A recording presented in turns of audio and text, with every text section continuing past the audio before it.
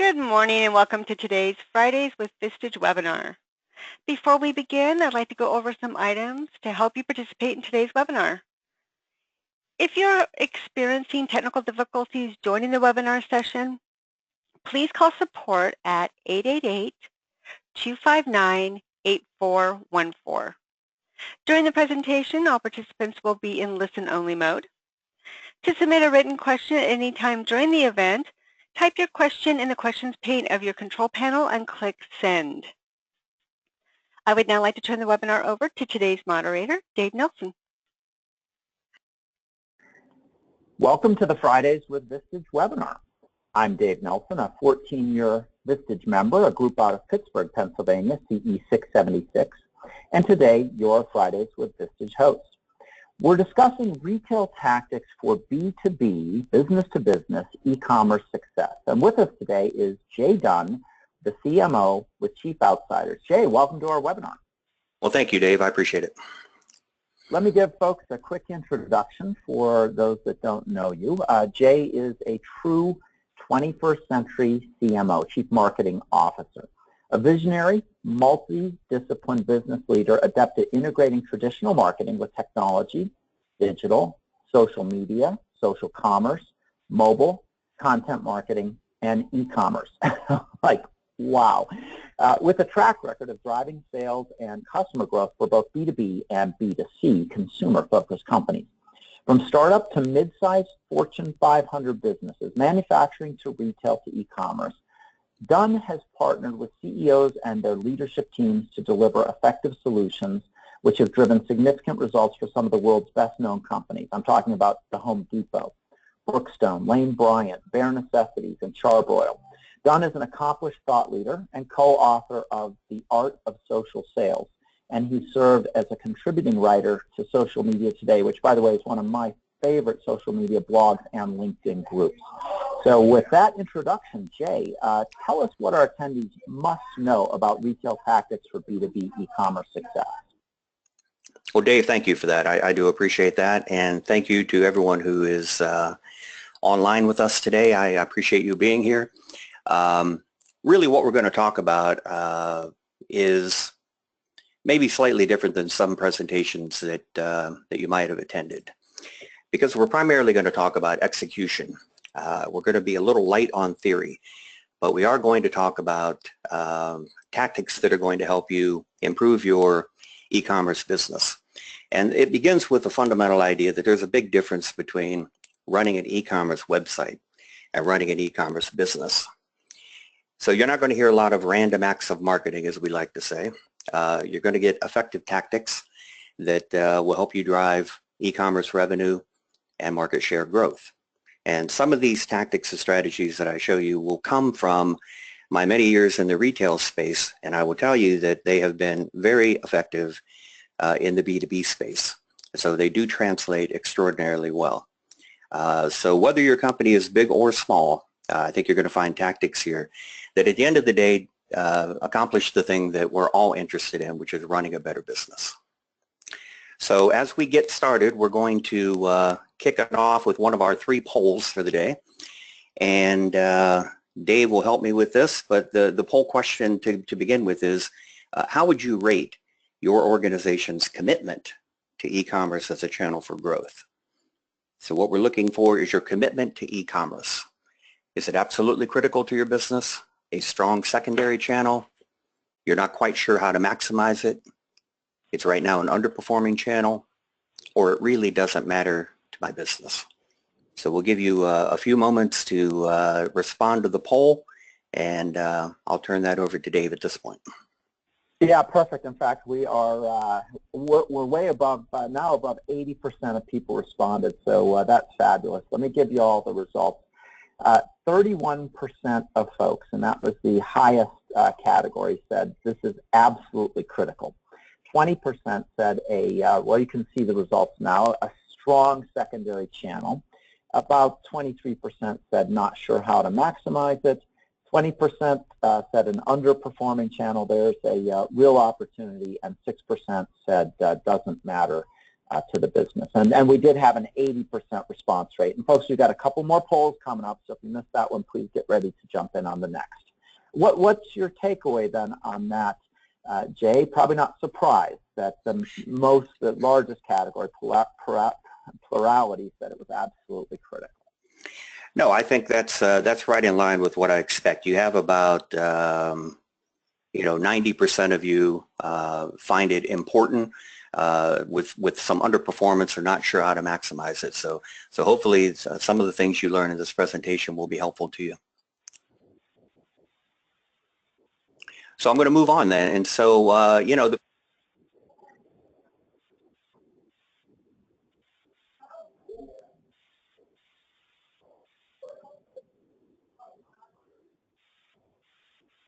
And Jay, I don't know, maybe it's just me. I'm not hearing you. Oh, so there you go. Perfect. My mistake. Perfect. Sorry about that.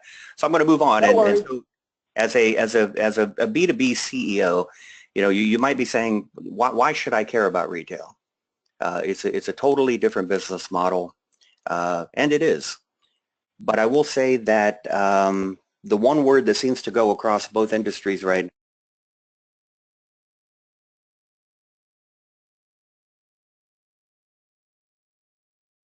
And Jay, I'm going to jump in again. I'm losing your audio in and out again. Could be just me, but is there a mute button? Yeah, there you're back. I seem to be accidentally muting myself. I'm sorry about that. So the word I was talking about is disruption. You've been hearing about the troubles in the retail space. Stores are closing at a record pace. Store traffic continues to decline. Malls are in trouble. And actually the entire bricks and mortar industry the past 40 years has really become suspect. In addition, the consumer has changed. Technology has upended revenue channels. Unfortunately, retailers are still carrying too much real estate, and traditional marketing and advertising have become less effective. And it has really caused some pain in this industry. So you might ask, how tough is it? It's tough. If you're in the consumer retail space, there is quite a bit of turmoil going on. And here's just one example, one page of many examples of what's happening in that space. So it really is a shocking commentary that the retail world has changed so much. But that is what disruption does. And yet at the same time that this is happening, the e-commerce trend is exploding. So when you take a look at e-commerce sales, right now they are driving, U.S. consumers will spend about $385 billion in last year in 2016. That number is going to grow to over $600 billion by 2020. So what did retailers do? Stores are in trouble, bricks and mortars in trouble, but e-com's exploding. They had little choice but to go all in on e-commerce. And most major retailers began responding to this in the late 1990s to the early 2000s. In fact, Macy's spent more than $200 million on e-commerce in the year 2000, and they've invested a similar amount ever since. Most large retailers followed suit, but not all, and I'll point a few out to you here in a moment. And while online revenue is growing quickly, they expect the trend of eCom to comprise 30% of retail sales by 2020. One thing has become abundantly clear, and that is in the midst of this disruption, retailers have gotten extremely good at e-commerce, and there's a lot that B2B can learn from that expertise. So I'll spend just another moment just letting you know what it's like on the retail side and what you might benefit as a B2B CEO. It is a tough competitive space. So what do they focus on? Retail deploys a relentless focus on driving sales and customer acquisition. And this isn't a part-time job. This is hour by hour, day by day, year over year. The competition is ferocious. As you know, discounting is out of control. And quite frankly, their margins are eroding as they rush for top-line sales to move the merchandise. We've got an economy driven by consumer spending. As we mentioned, we have too many stores, under differentiation, and obviously being plagued by technology and a changing consumer. The other problem is that, as we mentioned, other forms of marketing and advertising, the traditional stuff, catalogs, TV, radio, newspaper, simply don't work as well as they once did. And so that requirement to deliver year-over-year comp sales becomes extraordinarily difficult. So they focus on the conversion of expensive traffic It costs a lot of money to drive traffic to your website, either in effort or dollars, but it's paramount to retail's e-commerce success. The necessity of data capture, which is being able to grab an email or a lead gen from every visitor who hits your website to be able to keep your buyer pipeline, people who are buying from you, particularly in a 0 to 12 month window, is critical. They also focus a lot on retention. So as you look to people who have purchased from you, 13 to 24 months ago, being able to bring them back in and keep them active is a must. And then even the reactivation of buyers that have purchased from you, 4 to 5 years ago is critical. So they focus a lot on trying to bring them back in. And if they've gone to a competitor, you've got to get some of them back. You just can't give up on that. They were your customer at one point. You have to be able to bring them back in. And so we use e-commerce, the user experience, must be a priority. Having a seamless experience over to mobile. And you need some of the fundamental things that work across all e-commerce. Easy search, nimble payment, a quick checkout, and that experience must be built around a purchase funnel and purchase triggers that will create conversion and thereby revenue. And then lastly, and this is one of the places that I focus on a lot with the businesses that I work with, is really the reporting and analysis. It's easy to just churn out data. The analysis is extremely important, but you also need to be able to follow the data that matters. And if you do, you collect, you analyze, you develop, you course correct, and you move your business towards opportunity. So what I'm hoping to do today is take some of these tactics and disciplines of retail that you can gain from without experiencing some of the pain that retailers have had to go through while learning this. So you're saying to yourself, dang, glad I'm not the CEO of Macy's, Walmart, or Heaven Help Us, Sears. But I'm here to tell you that B2B is also under threat. The disruption that is happening in retail is happening also in B2B eCom. And one word comes to mind when we say disruption, and that's Amazon.com. Now this is a pretty interesting tagline, Amazon.com and you're done, right? Nice tagline. Little did we know that Jeff Bezos meant every other business on the planet will be done, perhaps even yours. So he's out to take over the earth. When you take a look at the just amazing size of Amazon, it's bigger than most bricks and mortar retailers put together. And not every retailer responded to this threat. So you don't want to be this guy. This is Mike Duke, the former CEO at Walmart. And in 2012, he said his biggest regret was not investing more in e-commerce to compete with Amazon and other direct competitors. His quote is, "I wish we'd moved faster. We've proven ourselves to be successful in many areas, and I simply wonder why we didn't move more quickly," especially true in e-commerce. Now, as you may know, he retired and was replaced by another CEO in February 2014. Walmart has since gone on to try to get back into the game, and they have invested billions in purchasing companies. They recently acquired Jet.com, they bought Hayneedle, Shoebuy, Moose Jaw, and just 3 days ago they bought a fashion retailer called ModCloth. And even so, even with those purchases, they still hold just a tiny share of the market compared to Amazon. So you can understand why Mr. Duke looks so unhappy. As we move over to B2B, though, it turns out there are very few industries that are inoculated from Amazon. More than just doing a rebranding effort, in April of 2015, Amazon took what was called Amazon Supply and turned it into Amazon Business. It has since gone on to have more than 30,000 vendors selling on it. They now challenge major online business suppliers and office products like Staples and industrial good companies like Grainger. They have over 9 million items for sale. All the products that are available on the Amazon.com marketplace are also available in Amazon Business. So it's a huge inventory. And to just put a point on it, in its first year, Amazon Business had gross revenue of over $1 billion. It's currently adding about 100,000 new accounts per quarter and has a 20% month-over-month growth rate. So this is big competition. But I got to tell you, there are many companies that are saying, hey, let me get on Amazon. It is tempting to sell on Amazon, and you get the benefit of all their traffic and their prime customers and all the advantages that being on Amazon might give you. And some companies do make it work. And particularly if you have a product a product line that is proprietary, that can stand out against the competition, it is like having a second e-commerce website, albeit with traffic that most of us can never afford to generate. So some companies can make this work.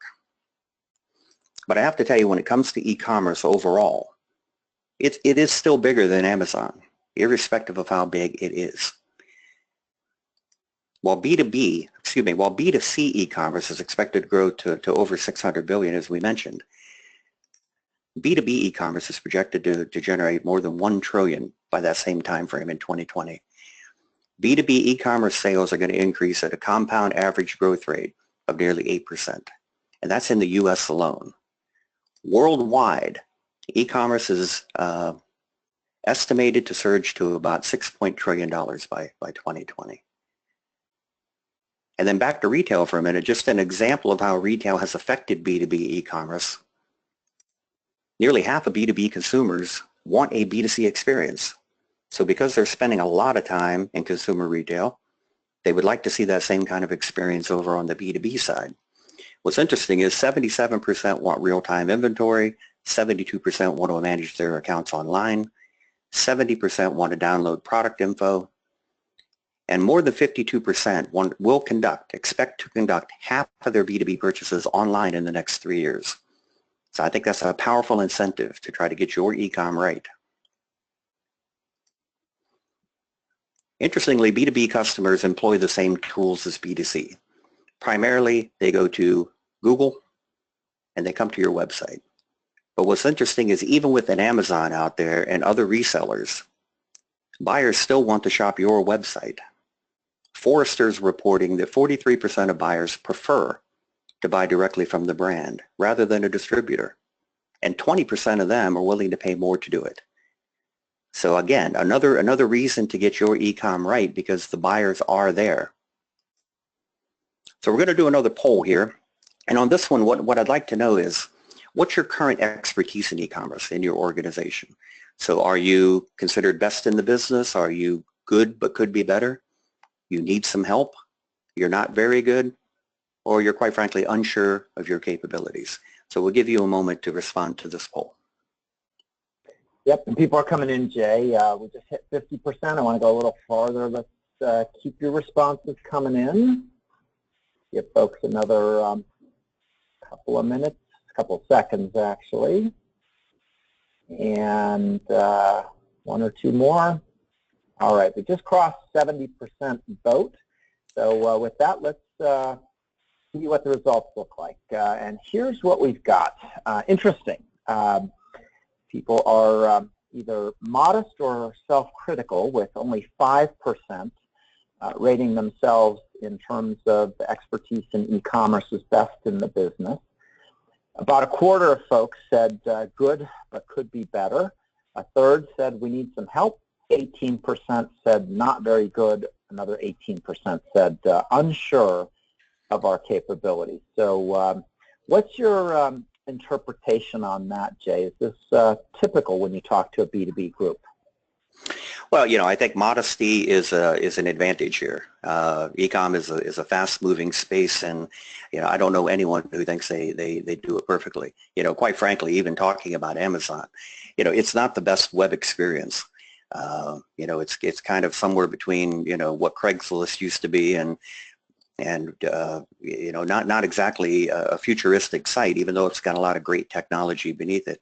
A lot of B2B companies that I work with have done well, but are missing, you know, major components. And it looks like by these results, particularly on the expertise side, it's difficult to bring, you know, high-level expertise and to keep them relevant year after year in such a fast-moving industry in the technology. So I'm not really surprised.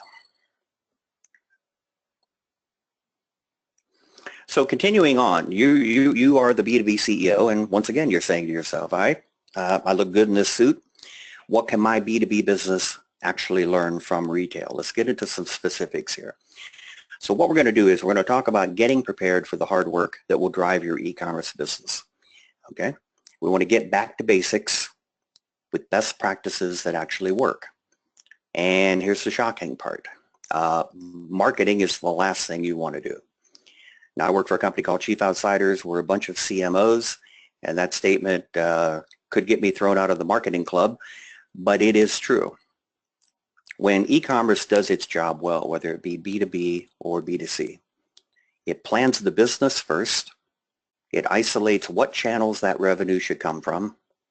It builds an expense budget at an acceptable ROI to keep the profits healthy. And only then does it create a marketing strategy to deliver the sales plan. And if you build your marketing strategy first, you're just guessing. So I'll say it again, marketing drives the sales plan. So how do you do that? Here are the components that we use in the retail side that I also use on the B2B side now with great success. You start with your sales and expense planning. This is going to be not news to the CEOs on this webinar, but I'm not sure you may or may not be doing this for the e-commerce space and then blending it into the rest of your business. You want to take a look at LY over TY so that you can project your growth by channel. You obviously are going to need a gross sales goal, a gross margin goal. We need to project revenue by channel. When I'm talking about channel, what I'm talking about is the money that will come in from SEO, it will come in from pay-per-click, if you're doing Google search, if you have affiliates, if you have an Amazon store, how much money can we expect as we project our year-over-year growth by channel? And then we're going to want to put expense behind that. How much does it cost to drive that revenue? And that's going to bring you to your return on ad spend and your return on investment. That needs to be done first. Build the business first. Only then do you go down to the traffic strategy and say, well, how am I going to push people to my website in order to achieve that growth? And I'm going to take a look at, PPC is pay-per-click. This is Google paid search or Bing. You might improve your SEO. You might get into social advertising, doing some advertising on LinkedIn or Facebook. You might look at social media overall, content marketing, affiliates, having your product sold through affiliates. You might have a PR strategy, mobile. Certainly important is going to be your conversion and capture techniques. We'll talk about that in a moment. And then really important is a post-purchase marketing strategy. Once you've got people to your website and you've made a number of sales, what do you do with them after that? Post-purchase is probably the most margin-rich opportunity that most businesses have, and we probably don't strategize it nearly enough. It doesn't cost that much to remarket to somebody who you already have on your email list, as opposed to the amount of money it takes to get the pre-purchase folks in the door. So it's a big opportunity there. We then, as we talked about before, want to create the reporting so that we can measure ourselves against our expectations. We have some expense out there. We have sales goals. We need to be able to looking at reporting on a frequent basis. And again, the things that matter. The things that matter is how are we doing against that budget and how are we spending our money? Are we achieving our gross sales, our gross margin? Is our average order value approximately what we wanted it to be? Is the number of orders I'm generating built to give me the revenue that I need at the end of the year? I'd look at web performance. You want to look at your traffic, your conversion rate, and you want to look at your channel performance. If I have paid search, is it on track, and so forth with all of these. And only then do I recommend building a marketing strategy, because until you know what you're marketing to achieve, it makes no sense to do it any sooner. You should then have a conversion strategy on your website. How am I going to convert this traffic? And this can be anything from a pop-up where I'm asking for an email address. It could be trading a white paper in return for an email. You're trying to generate leads or you're trying to create conversion. And then if you are in a business where you have some ability to do some promotions, some discounting, some sales of some sort, putting your calendar together for that each year is important. So I'm going to give you a quick little model here. This is the thing I call the DSP, the Deceptively Simple Projection. I should patent this someday, but for now, we're just going to put it out there. The DSP is a simple, surefire model that you can use to kind of figure out what you need from your website in order to hit your sales plan. And here's how it works. You basically simply answer these questions. How much traffic do I need at the conversion rate I have to generate the orders required at our average order value, minus any markdowns or promotions if I have them, to deliver the gross sales, the gross margin, or the ROI plan? Sounds pretty simple. So let's say you're a $5 million business. You sell exclusively online and you want a 20% increase next year, or $1 million incremental. Your current business website performance is as follows. You have 200,000 visits per month. It's about 3,000 a day. You have a conversion rate of 2.5. You generate right now 5,000 orders per month at $84 per order. That brings you $420,000 in monthly revenue, and annually that's your $5 million. So that math is as follows. The 200,000 traffic divided by the conversion gives you your 5,000 orders. Your 5,000 orders, of course, multiplied by your average order value, your monthly revenue, times 12 is annual. So in order to get $1 million incremental, you need increases in one of these three things. Either increase your monthly traffic by 38,000 a month. You might do that through paid search, through an affiliate program. You could even send a catalog. You need to increase your conversion rate to almost 3%. It's about a half a point of conversion lift. Not easy, but can be done. Or you need your average order value to go up to $100 here. Now, any one of these will get you that $1 million. But we know it's difficult to raise prices, particularly in this environment and in your current competitive environment. So let's just assume we cannot raise prices. Let's take that one off the table. So that leaves either increasing traffic or increasing conversion rate, or a combination of the two, which is usually what happens, to achieve our $6 million in annual revenue. And that's where marketing and conversion strategy come into play. The lessons of retail dictate that every dollar we spend must achieve a targeted ROI. And so a term you'll hear me use, marketing to the sales plan, is how we get the biggest bang for your buck. So what is marketing to the sales plan? Once you've tested and arrived at your options for driving more traffic and conversion, you should put your marketing dollars towards that, particularly if you're going to increase your marketing budget year over year. So let's say you've been testing Google paid search and it's working for you.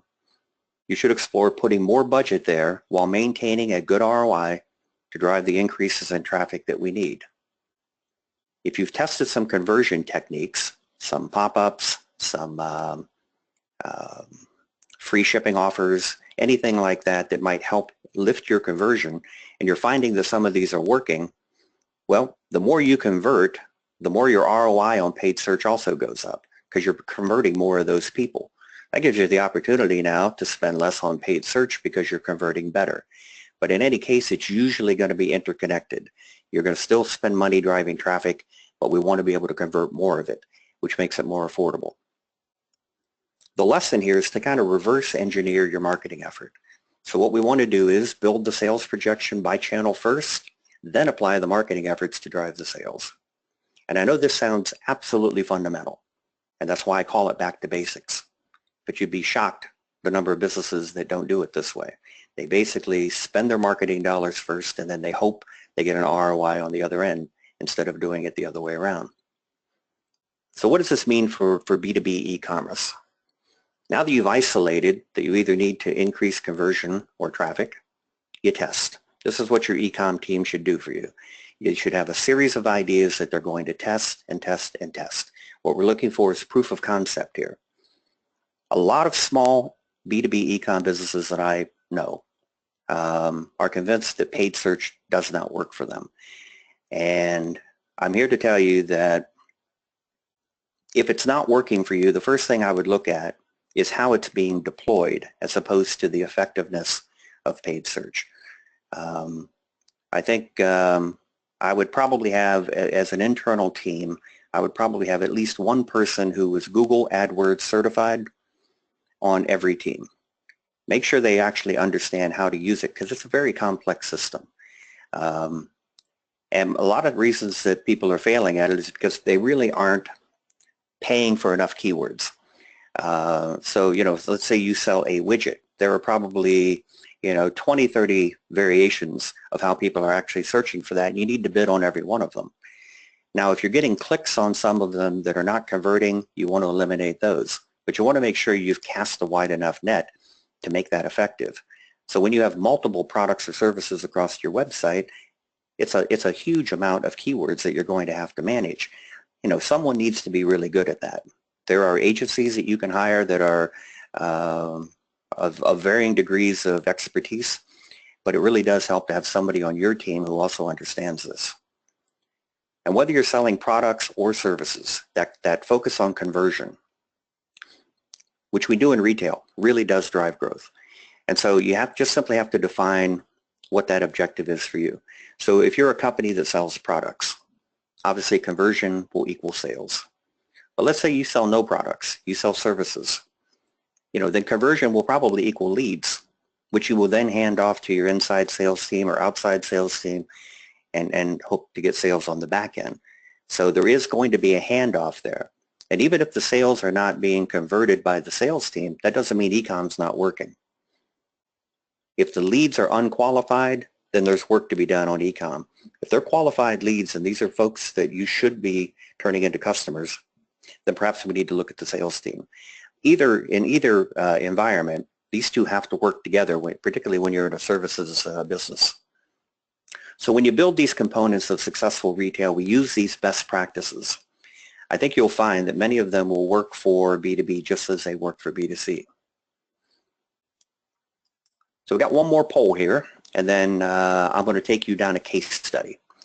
So in this poll, what we're looking for is, can you rate your resources to improve? So do you think you have folks within your team who you can grow and that you have the bandwidth to be able to do this or not? So you have the bandwidth, you need some help getting there, you just lack the resources, you don't know where to start, or you are unsure of the capabilities of the team you have. So we'll give you a few moments to respond to that. Yep, and folks, I would encourage you to weigh in, and once we cross 70% vote, and we're getting real close to it, we'll close it. So another few seconds here. Make sure you get your vote. And let's go ahead and close it there, and I will read out the results. So just 70% responded, 24%, about a quarter of the folks have the bandwidth. Just slightly more than that, 27% need some help to get better. 30%, which was the largest response category, lack the resources.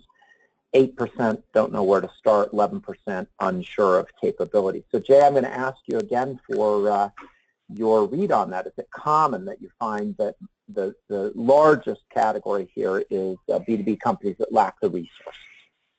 Yeah, usually having the bandwidth is typically a little bit higher than what we're getting here. Or at least the perception is that we don't have the bandwidth because folks already have a full-time day job that they're doing. Being able to redirect and refocus your current team on driving more focused strategy to deliver a sales plan, it can be done. It does take a little bit of time.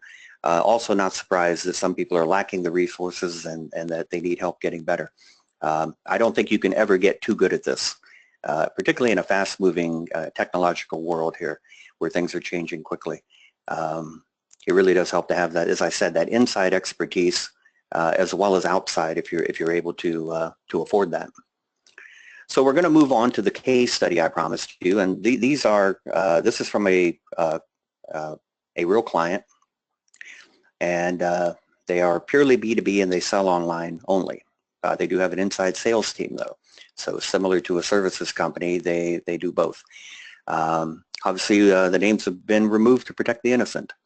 So here is kind of where they are. It's a B2B company. They've been operating at a loss for the last 3 years. Their customer file, this is largely their email and contact file, was stagnant and eroding. It was decaying with every passing day. They do play in an industry that has suffered significant pain recently, and so the future for the outlook of the company was a little cloudy.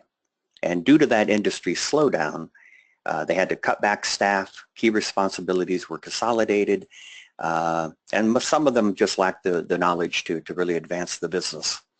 At the bottom, they had an inattention to really robust financial visibility and reporting, much of what we were just talking about, and managing those channels of revenue kind of left the company without a clear picture of what was working, what was not, and what to do next.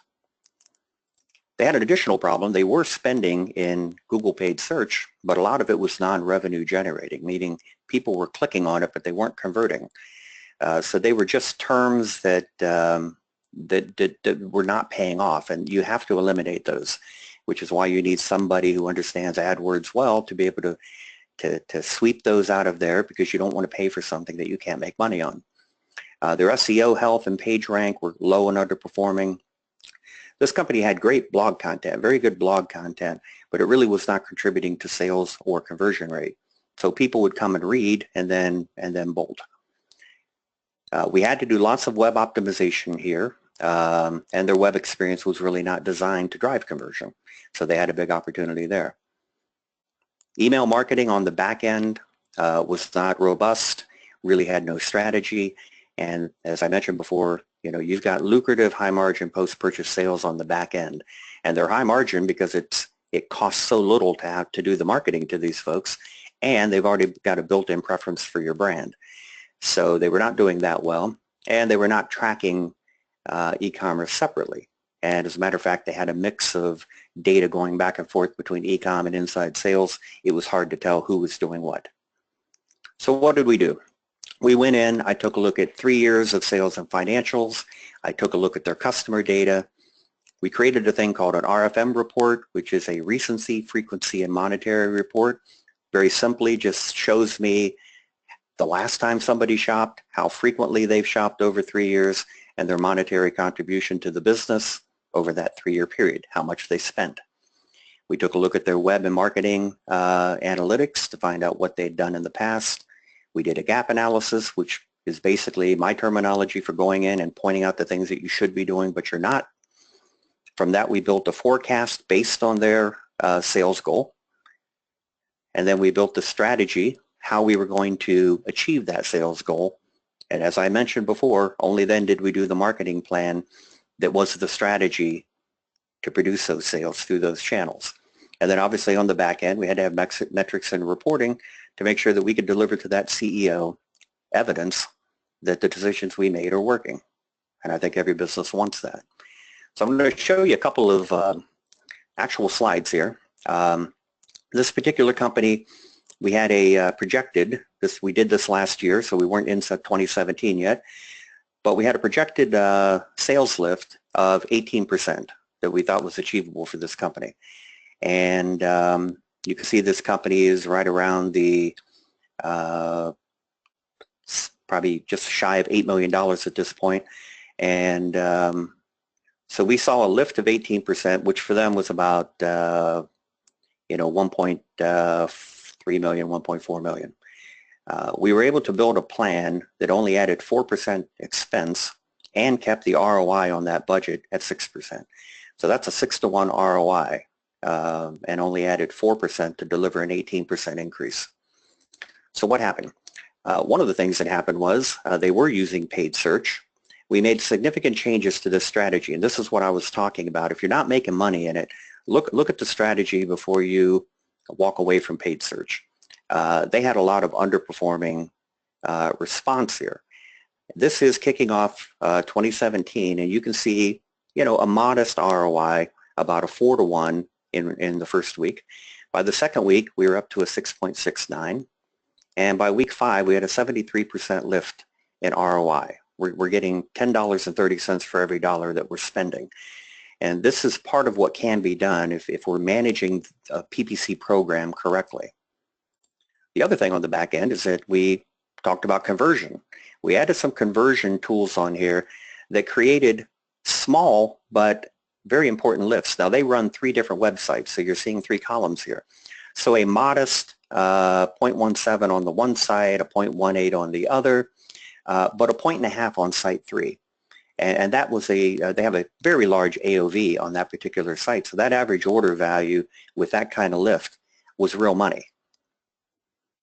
Then we took a look at email. They weren't really onboarding their customers very well to make them longer term customers. So we went in and we made some changes to that, and you can see that over the first 4 weeks we had 171% lift year over year in sales from email and 100% lift in the traffic. Again, addressing that traffic problem we talked about. Coming from email, these folks were now getting more compelling emails and value and coming back in, lifting traffic overall. So we had some really nice lifts here with the same strategy I just described to you. So in the end, we developed some acquisition techniques, some auto capture.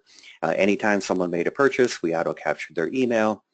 We added a handful of things that would help us acquire leads and email addresses. But overall, you know, we were maximizing their operational efficiencies. And that is that journey from sales plan to marketing back to sales results. We also created a thing I call the daily flash because we want to be able to look at e-commerce performance every single day. So every morning we start off with this report where we're looking at what happened the day before, how it ranks against that week, that month, that quarter, and that year. Because there's a lot of room to course correct throughout the balance of a year. But if we're just going to run a fire drill because we had a bad day yesterday without putting into context for the whole year, you'll often make a bad decision. And then we did a gap analysis, and this is an interesting slide here. These are the most annoying vendor website elements according to buyers. This is back in 2014, and you can see lack of message and animated ads and all this. But let me put this into consumer language for you. Lack of message is, what do you sell? No contact info. How do I reach you? Animated ads. How do I close this thing? Poor navigation. How do I find what I'm looking for? Intrusive live chat. I want to buy something, not type to somebody. Again, sliders. How do I close this thing? And tiny text. I can't read this. So that's what your customer's saying, but they're also usually saying, hey, I left your website about 10 minutes ago. So this is part of what we need to pay attention to is, are we providing a user experience that is giving them the information they want, speed and navigation, and a quick checkout with easy payment, and allow the customer to do what they came there to do, which is buy something. We also took a look for this client at cross-selling because they had a lot of products that should be bought together. There were some value and conversion things that we did, such as putting USave in certain places. If you had a discount against MSRP or you're running a particular sale, always good to show them in a percentage how much they're saving. That increases conversion. And then we had the brand. The brand was a big problem. They had a long legacy. They were experts in their industry, and they really weren't communicating that. So we were able to pull that together to position the brand and get that messaging across. And then just one word about branding here. I got a simple rule about branding. You are either different, better, cheaper, or not around very long. In this ultra-competitive world, I really recommend we drill down on those first three and not be that last one. Every one of you have products and a reason for being, and you want to make sure that you're communicating that so that people can tell which of those top three you are. Overall, in e-commerce and digital, I just want to say the world is flat. You don't have to beat Amazon to grow your business, and if you happen to be in a Google paid search, you're as good as you want to pay to be the first person that people see on that page. So I've been with small companies who have sat above much larger national companies, and we will win that click. It costs some money, but if we can convert it and make money on it, we should do that.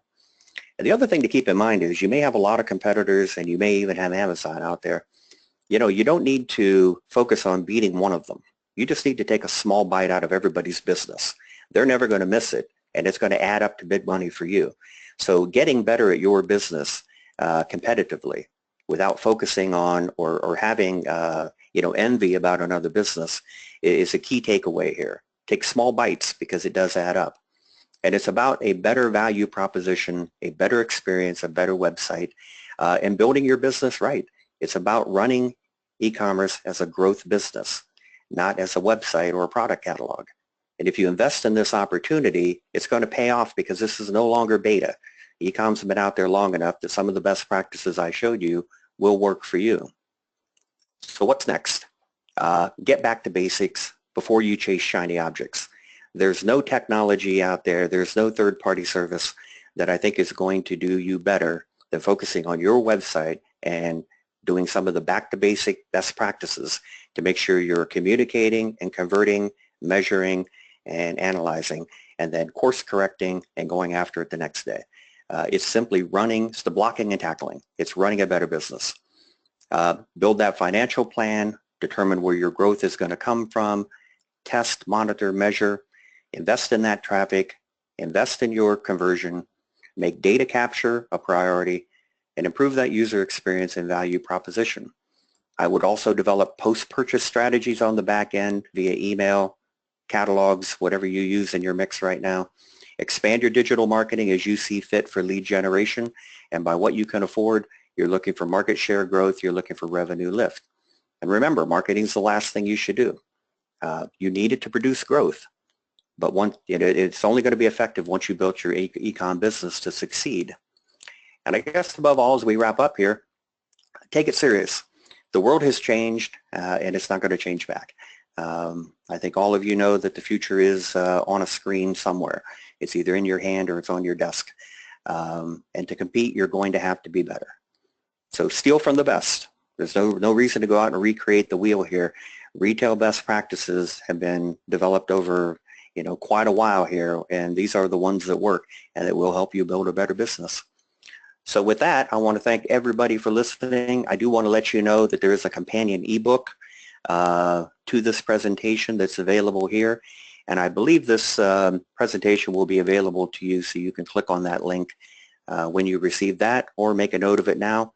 And my thanks to everyone who's attended. My thanks to Vistage for having me.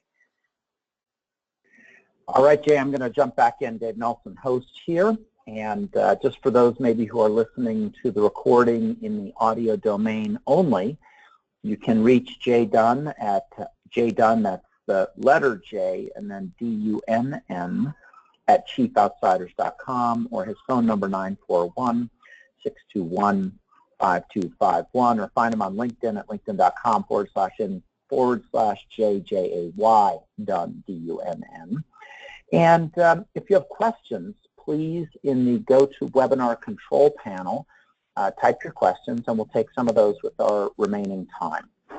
So I've got one here, Jay, and if you feel like you can answer these, let's jump on them. If not, if something's like too long, too complicated, please indicate. We'll just take it offline, and we'll have the person approach you outside of the webinar. And oh, by the way, folks, you can download the slides from the link that is displayed in your control panel. Also, we have the recording with the audio and the slides available typically by about the middle of the following week on the Vistage website at vistage.com/webinar. So with that, let's start with this question, Jay. What's the best way to instruct my e-commerce to get better at sales planning? What's your advice there? Well, I think the way that I start is the first question that I ask any company that I meet is, what is your sales goal, and where has it come from the year before? And I take a look at the channels that revenue came from, and then I take a look at the increase you're trying to achieve, and we decide, where do we think we have the best opportunity for this to grow? When it comes to the eCom team alone, taking a look at certain benchmarks. So for instance, you're a B2B e-commerce company, 20% of your revenue should be coming out of email. If it's not, there's an opportunity. Anywhere from 20 to 30% if you're doing paid search should be coming from there. So there are certain benchmarks that kind of jump out off the page at you when you're looking at somebody's financials and the performance of their website the year prior, and you concentrate on those. Email should really, for a B2B company, particularly if you're selling products into an industry, you really should be getting a significant amount of revenue from email. I would say 20 is a minimum. Could be as high as 40% of your revenue could be coming from returning customers, because you are the destination for those products and you've done a great job. So I would focus them on the sales plan, look at where revenue came from the year before, and decide, do we have opportunity to improve this, and what do we have to do to achieve it, and how much will it cost?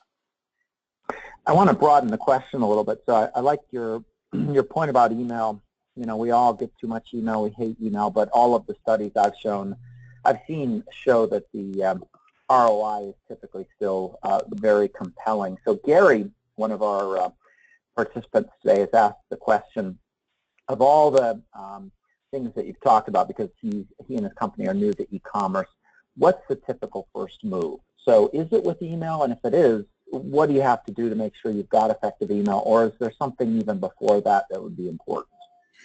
Yeah, again, I think you need to start with how much money do you think you want to make that particular year. And this is just as true for your first year as it is for your 10th. And then decide, how am I going to get the traffic to my website? Primarily, you probably don't have time to wait for SEO if you're just coming out of the gate, because it takes a while for that to really show up. So you probably want to dabble in some paid search. You want to dabble in some social media to get that word out, and you really want to concentrate on building that email file. So you want to take a look at any number of websites out there that have email capture pop-ups, or those little banners along the bottom of the page that we call a persistent banner that follows you through the whole journey. And if you have something you can trade for the email, it works much, much better. A white paper, a case study, top 10 reasons to buy our products. That is an effective way. If it's compelling content, you will find you'll get a pretty high take rate for people who will give you an email address to be able to read that. And that's a small effort to build out a nice white paper to be able to help that. So you have to concentrate on the traffic, and you have to concentrate on building out that email list first. It's all about content today when we're talking marketing, and I've heard that strategy referred to as give to get. You got to give them something, offer them something of value to them in terms of content, and they will give you that email address. Bear with me a second, Katie, because I want to come to your question, but just to follow on, since you touched on it, PPC, pay-per-click. We had a question. I've never gotten the pay-per-click to work for us, which I assume the person means that the ROI was negative, that it was costing more to drive traffic than it was worth, or perhaps the folks that were clicking to the website weren't converting. So the question is, what's your advice on approaching pay-per-click to make it profitable? Again, I think what I would probably do is I'd probably try to find some companies who can help you with that. One of the first things that they can do is run an audit. And the audit is going to not look at your business, it's going to look at the competitive landscape for the products and services you sell. So I'll give you an example. I know a company that does voice over IP services, a tremendously competitive space. The term VoIP, voice over IP, VoIP, costs like $35 a click. And so you simply can't afford to do it. You can't play in that space, but you can afford to do other surrounding terminology. You can do voice over IP business services. Turns out that was, significantly lower. Again, I think a company, if you don't have the internal expertise, reaching out to a company who can do this and do the audit and come back with a very large list of potential keywords that they can prove are driving traffic, because Google will give you the information of the term and the amount of traffic per month that it generates. It won't tell you the cost, but if you decide to hire this company, they will be able to get in there and begin bidding and tell you approximately how much this is going to cost. The moment somebody clicks on it, you're going to know, but you'll have a pretty good sense of it. If it hasn't worked for you, it's one of two things. Either you're not casting a broad enough net, or you just don't have the expertise in-house to actually do it. It is a complicated system. It's hard to do in-house, which is why I suggest taking somebody on your team, getting them AdWords certified, because that's the same expertise that the people you hire are going to have. They may have tools and technology to help them do this better than you, so it's always worth exploring.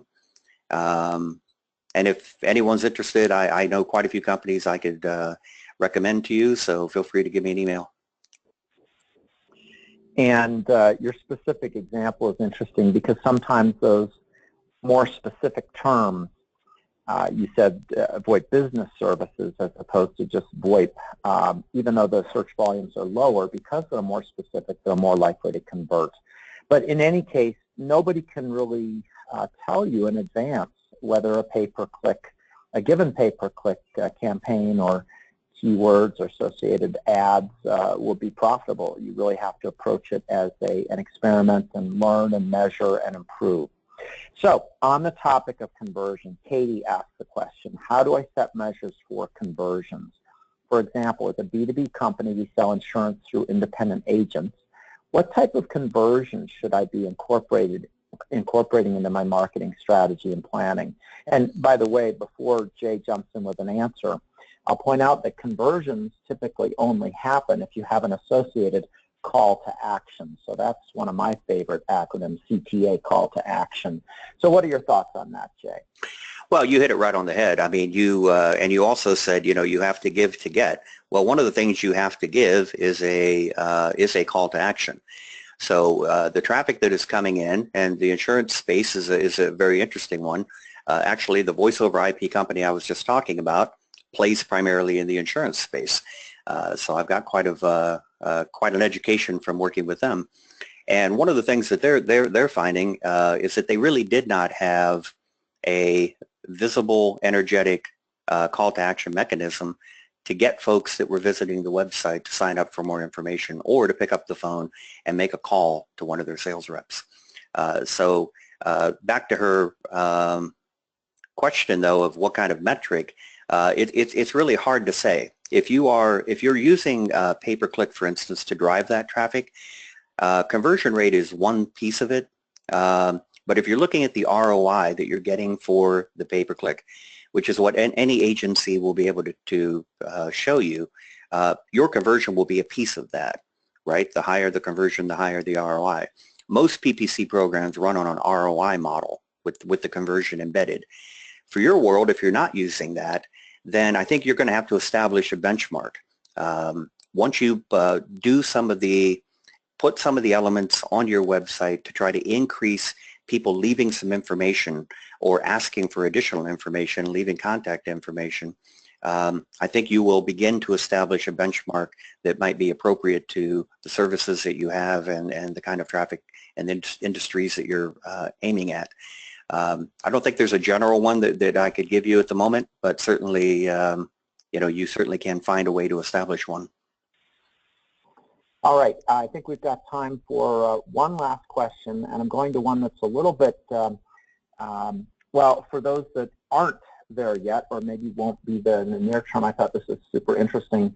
How do I sell products on my website? Sorry, I do not sell products on my website. How can I turn visitors into prospects? I think it's a key question because there is an answer to that. What are your thoughts, Jay?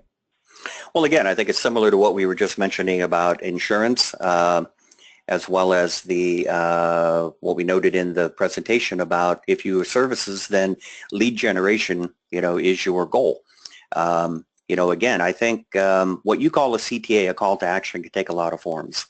I'm actually a guy who does not think that the pop-up, the moment you hit the website, the pop-up that jumps up that says, hey, give us your email address and we'll tell you all about it, I don't think that's very effective. Visitors have just gotten to your website. They have no idea whether you have what they want, and most of them are just going to close it and move on. I do suggest, though, firing that pop-up maybe 10, 15, 20 seconds into the experience on your website. Now they've had a time to look around a little bit. If your home page or any page they enter has relevant information to that audience, then when a pop-up comes up, it's much, much more effective. So whether you're selling products or not, the idea is I need contacts. I need lead generation here. I need leads that I can follow up with, and I think that's the most effective way. I also think the combination of the pop-up, which most people will close, and then that little banner down at the bottom, which has an email capture as well, is a nice little tool because it stays with them the entire journey and gives them more opportunity to explore what you're selling. Yeah, we could probably do a full 1 hour on calls to action, but I also like simple things like once somebody has read something, click to learn more. You're drilling them down, you're pulling them progressively in. Have a salesperson contact me. Right? There's so many things here. We're up against the top of the hour. Jay, this has been fascinating. So thanks so much for joining us today. Well, Dave, thank you very much, and my thanks to Vistage for having me, and to everybody who attended. I hope you learned something today, and my appreciation for being here. Thanks. And folks, you can access all the past recordings and slides, again, typically starting the middle part of the week following our Friday's webinar at vistage.com/webinars, that's plural. And we've got a few great webinars coming up for you. So fast and furious, next Friday, that's going to be March 31st, we're going to be talking about building a winning employment engagement strategy. If you've ever seen the Gallup numbers, the number of disengaged employees, it's always shocking. So that should be a really interesting webinar, followed by, on Friday, April 21st, the changing role of marketing, which will build on what we started today. So on behalf of Jay Dunn and the entire team at Vistage Worldwide, I'm Dave Nelson. We hope that you can use the ideas that we discussed today to make your business more successful. Thanks for joining us, and we'll see you at the next Fridays with Vistage webinar. Have a great day.